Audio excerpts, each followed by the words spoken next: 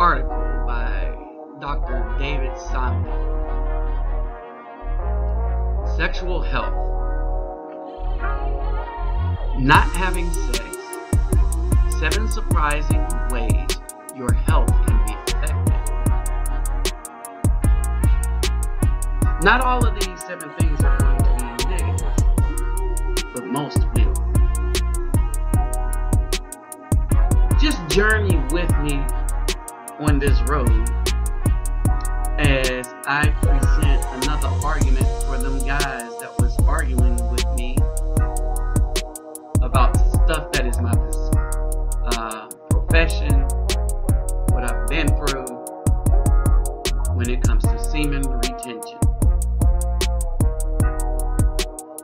So journey with me as we tear that argument apart. It's not even an argument. It's some things that these dudes think they are feeling on some kind of chemical vibration type level. You know, they sound like BAWs. So as we delve into what doctors say, alright, and basically what we know, anybody in the profession, and anybody with any kind of scriptural sense, there's a lot to what is about to be said here. Again, not having sex, 7 surprising ways your health can be affected. Let's name it. 1, your stress levels may change. 2, you may feel depressed. 3, for women, vaginal walls may become dry. 4, your risk of UTIs is reduced. So that's a positive thing. Notice it's the only positive thing on here. So if you keep yourself clean, you can reduce that. 5, menstrual cramps can become worse. 6, men may have an increase in prostate cancer. 7, you may become more susceptible to colds and flus. Holy crap. An epiphany. Now that I just went over that, and I think that the United States government and its left-leaning leadership, to include those pretending to be doctors, have told people to stay away from each other. They don't want to encourage relationships because something that is like the flu with the survival rate of 99.6% is going to be a bad thing for you, when over the long run, nothing is good about any of the things that they instituted to keep you from getting something that, if you're a healthy adult, to a teenager, to a child, you're going to survive with almost no issues, just discomfort for a while. And in cases where it's serious, where people go into the hospital, it's still less than 10%,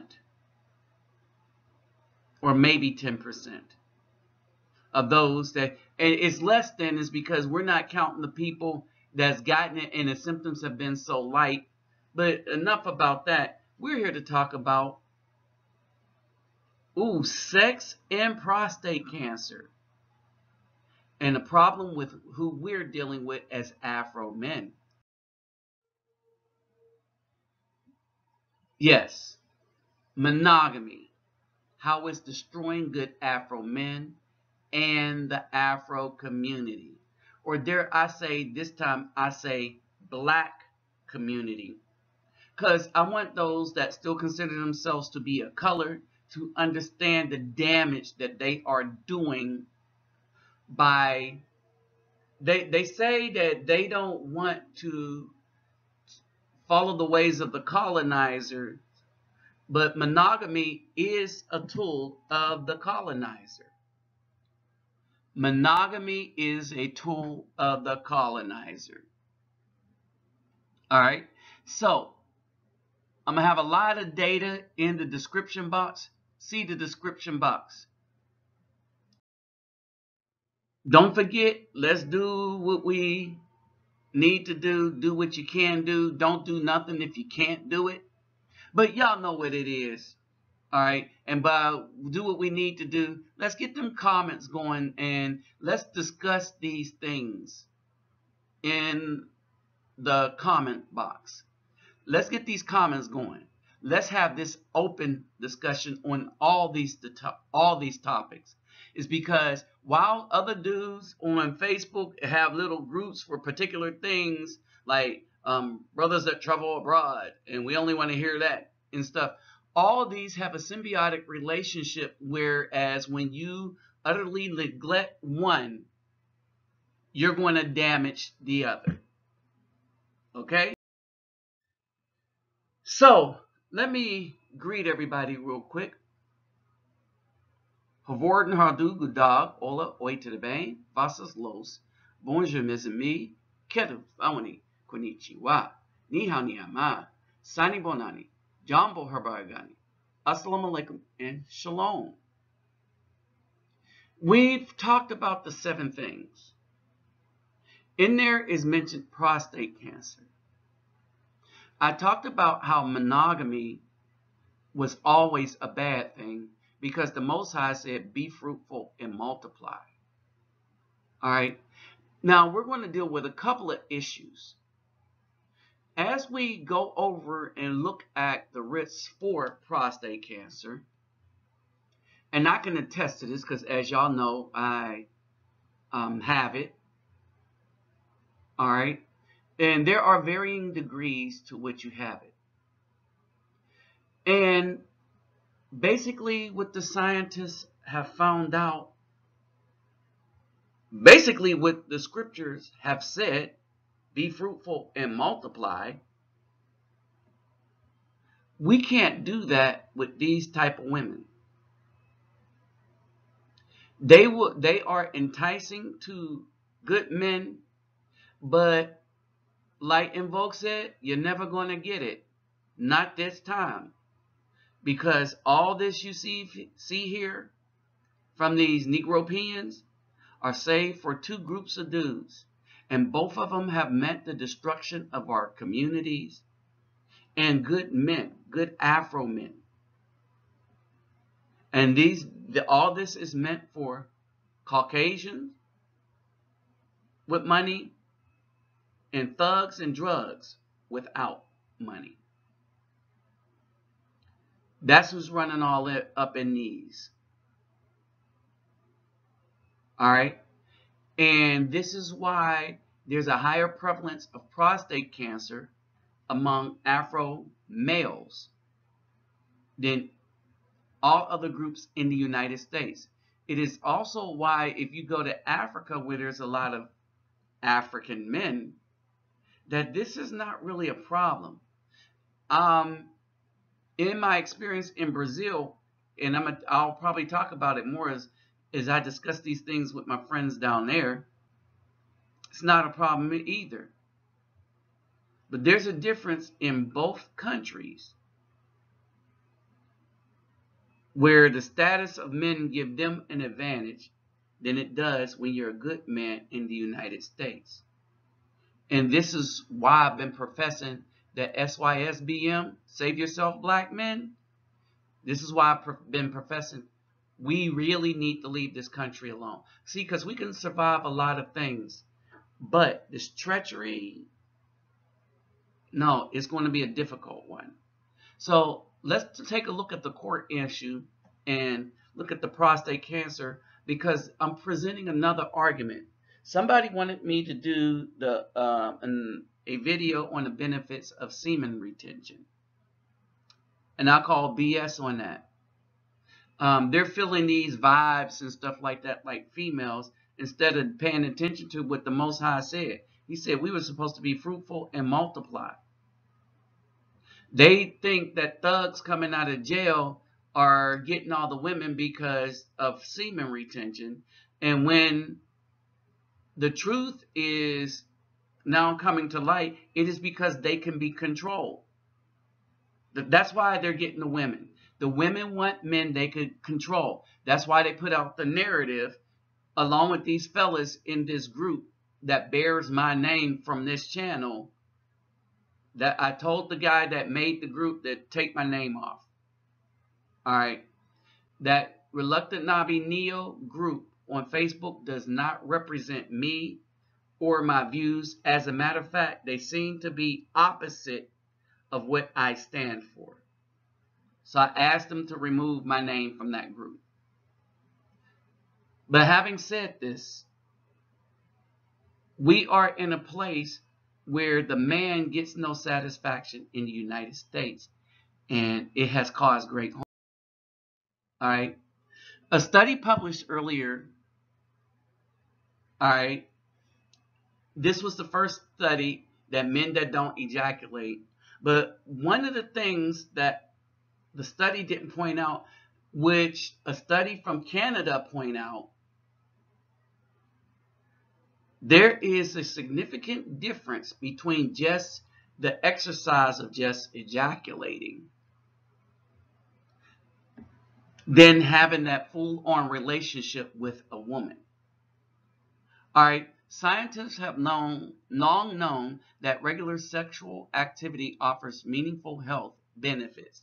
Not only is sex proven to reduce stress and promote cleaner thinking, which is why powerful men remain in power, whether they get it from their wife or that floozy they paid on the strip, they're getting it, and they have cleaner thinking. What's happening in the Afro community in the sex-starved country of the United States is difficult. They make it as difficult as ever for an Afro man to get it because of the laws, while the Caucasian men can get it, because even though the laws exist, they really do not apply them to that Caucasian man. And it gets into the issue with the Africans and the people in Brazil and in all other countries except for Muslim countries, and even on the DL, the Muslim countries, right? But it cuts the amount of inflammation circulating in the body. This is all the things it does. Reduces stress, produces cleaner thinking, and cuts the amount of inflammation circulating in the body. This is why sex is so important. And I think that when we disobey this, this is the price we have to pay. Prostate cancer. Agitation, a lot of stress. All right. And so I wanted to screenshot this. Sex with more than 20 women reduces risk of prostate cancer. And this is over the lifetime of the male. Now, in Africa, in our societies, before we became enslaved, and the Caucasian man, out of fear that we would outproduce him, they made us monogamous. It was never the culture of Africans. It was never the culture of us Afro-Indians. It was never the culture of any indigenous people anywhere. Caucasians did that so that they can control them by controlling their ability to produce soldiers against them as their oppressor. Remember, every place that Caucasians went, they were invited in as friends and then betrayed the people that befriended them. They stabbed them in the back. They lied, they cheated, they stole, and they committed murder. And in this, even in the United States, the Caucasian man, the white government, is in fear of retribution for all the evil that they did to get this country. Period. That's why hell is breaking loose on the Democrat and the Republican side, where Many righteous-minded people are seeing both sides as criminal, but seeing the Democratic side as the worst. Now, I quoted this doctor because I found this interesting. I'm writing a new prescription for my patient these days. Have more sex with your partner. And by partner, they mean female partner, male-female relationship. All right. Evidence continues to accumulate that suggests that sexual activity lowers men's prostate cancer risk. New research supporting this notion is now attracting a lot of attention. Analyzing questionnaires from more than 3,200 men, Canadian scientists found that men who have sex with more than 20 women, rather than just one partner over a lifetime, is linked with a 28% drop in the odds of one day being diagnosed with prostate cancer. Like I said, the Caucasian government knew all the time that monogamy was actually bad for the bodies, especially of the bodies of those indigenous people, especially us Afro people. The study, the first suggesting that the number of female partners is inversely linked to the prostate cancer risk, was published online September 29th in the journal Cancer Epidemiology. So y'all know I ain't BSing, right? The research also suggests that men who said they've never had sexual intercourse were nearly twice as likely to be diagnosed with prostate cancer as those who weren't virgins. Men who had slept with more than 20 women were not only markedly less likely to get any type of prostate cancer, but experienced a 19% reduction in diagnosed with aggressive types of prostate cancer. So even when they got it, it wasn't the aggressive form that killed you right away. Of the men surveyed, about half had been diagnosed with prostate cancer between September 2005 and August 2009, while the other half were part of a healthy control group. All right. And this is Dr. David Samadi, Life Science. But he's not the one that did the report. I had the report up when I showed you in the actual Canadian report will be in the description box. All right. So I put this up here because it was curious that he had to write a prescription to urge the woman to have sex with her man. Understand this. The doctor had to play on, do you want your man around? I have to write this prescription that you need to be doing your job. The doctor has to write this prescription for the woman to do their job. Everything that these women, especially in the black community, have said about the men being dogs, no, we're trying to survive, apparently. We're trying to do what we were created to do. We were supposed to spread seed. I kept telling y'all that the commandments weren't there to punish us. The commandments were there to keep us from being punished. Now, me, I have prostate cancer. And had I just, well, a lot of things interfere with me having 20 women. But even the women, because I did not have enough sense to go outside my community, so to speak, and entertain maybe Caucasian women, Hispanic women. When I was younger, I was just in awe of the black woman that I was betrayed by them, even right off from under my face. How was this betrayal? When I did find one that we could have a healthy sexual relationship along with me taking care of things, They were only trying to get benefits, military benefits. When I married one, sex dropped to maybe once a month. I'm serious. When I married one, sex dropped to maybe once a month. Needless to say, that divorce was going to happen. All right. My career, military, always moving, kept me from having a steady one somewhere. So I always had to work to get a new one. The next one that provided a healthy sexual relationship was crazy as all get out, and tried to keep my nieces locked out while they was in elementary school, while she was running off doing whatever she was doing with other men. Needless to say, that relationship was what did not last. It was that relationship, and she was so bad that her own daughter wanted to stay with us.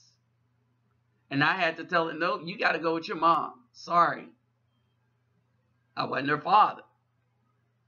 Her nephew, however, stayed down there, and he did not go back with her. Arrangements were made. So basically, in these studies, there was a caveat. There's a couple of caveats. It does not work with saying, so a relationship with man and a woman, you were looking at the Filipino women, and now here comes the Brazilian women.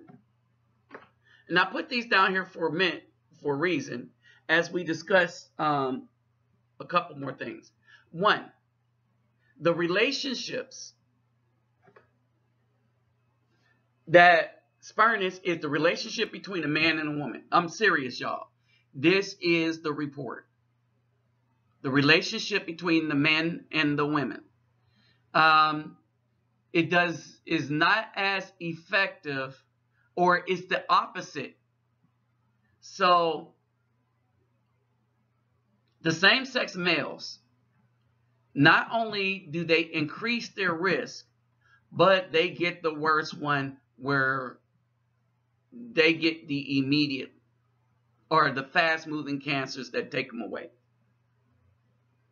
See, I was fortunate.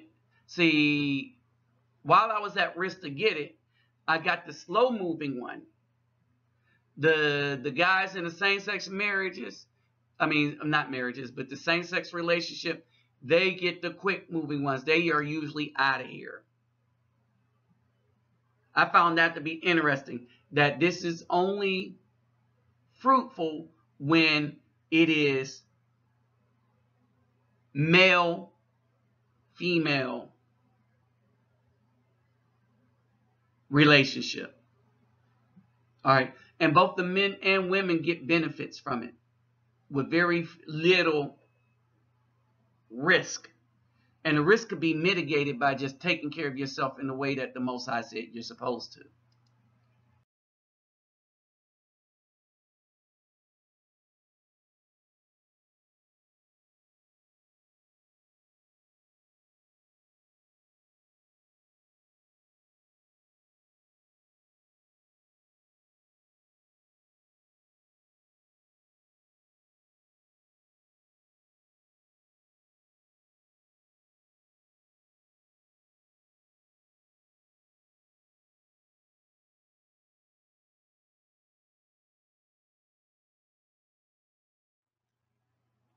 All right.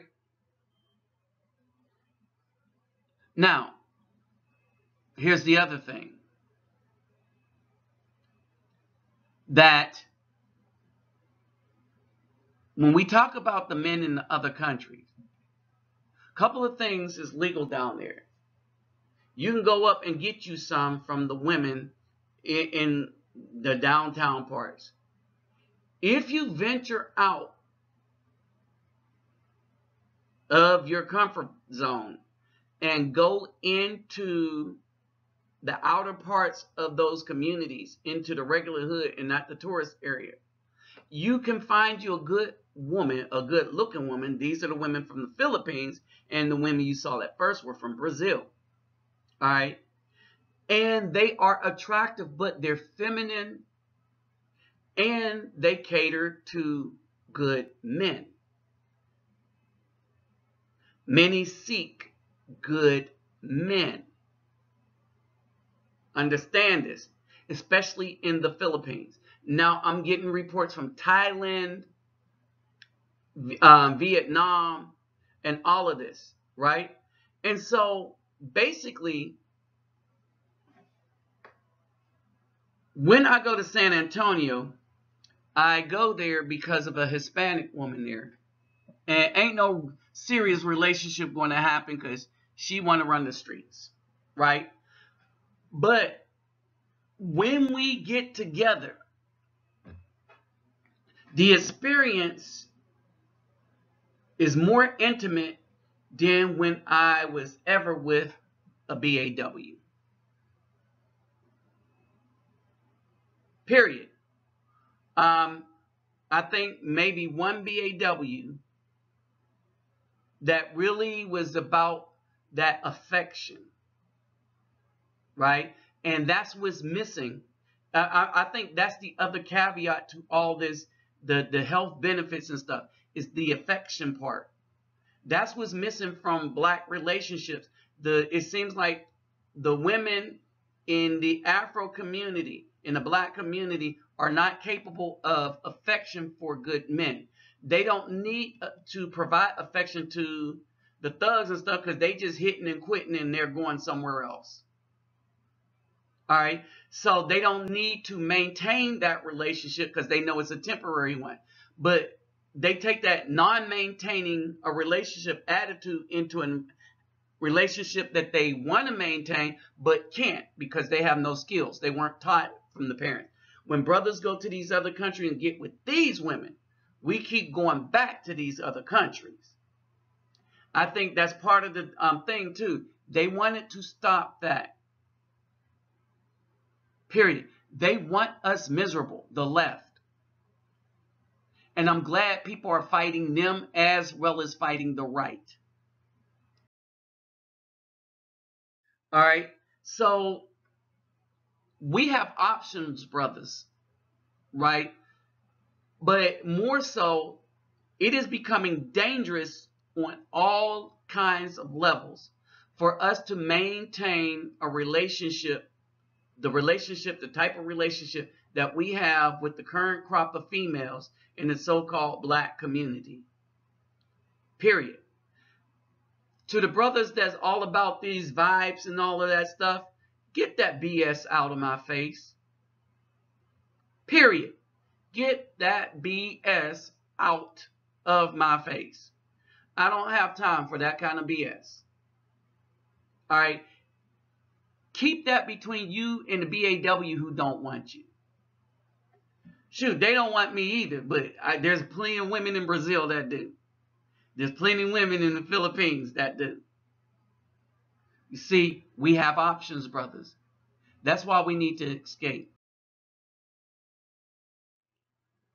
Sometimes saving yourself is the act of getting away from those that betray you to your face. They betray you behind your back, but when you dead, they act like that betrayal was them having your back. We don't need that. Oh, and for you clowns, on the hotel clowns too, this is a no depolicing zone. We're grown men. We're going to go where people can show us love, cater to our needs while we provide them their needs. We have that symbiotic good man-woman relationship. And we will have less stress. And where there's not, is not here in the United States with the majority of these Black females. With that said, I'm out.